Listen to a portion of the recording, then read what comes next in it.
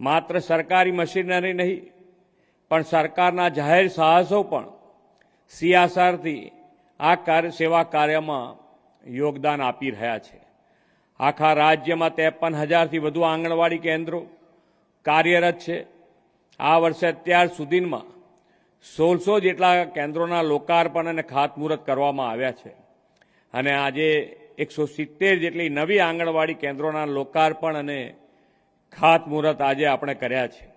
આવનાર 3 વર્ષમાં બીજા 10,000થી પણ વધારે આંગણવાડી કેન્દ્રો અને નંદઘરોના બાંધકામનું આપણું આયોજન છે. શ્રી નરેન્દ્રભાઈ મોદીના દિશા દર્શનમાં રાજ્યના બાળકોના સર્વાંગી વિકાસ માટે સારા ઇન્ફ્રાસ્ટ્રક્ચર સાથે તાલીમબદ્ધ સ્ટાફ પણ જોડાયો છે. આજે 9,000થી વધુ બહેનોને નિમણૂક પત્રો એનાયત થઈ રહ્યા છે.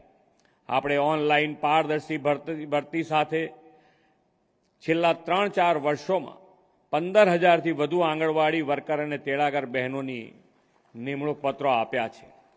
આજે જે બહેનો સેવામાં જોડાઈ રહી છે, આપ સૌને ખૂબ ખૂબ અભિનંદન પાઠવું છું. વડાપ્રધાનશ્રીએ હંમેશા મહિલાઓ અને બાળકોના પોષણની સતત ચિંતા કરી છે.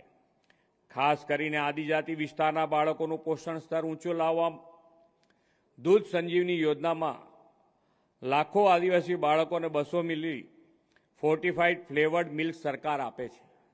એટલું જ નહીં, ટેક હોમ રાશન, અન્વે પૂરક પોષણ આહાર, પોષણ સુધા, અન્વે સગર્ભા બહેનોને 1 ટન પૂર્ણ ભોજન આપી તેનું બાળક 2 વર્ષનું થાય ત્યાં સુધી તુવેર દાળ, ચણા જેવા વધારાના પ્રોટીનયુક્ત આહાર મુખ્યમંત્રી માતૃશક્તિ યોજના અંતર્ગત આપણે પૂરો પાડી રહ્યા છીએ.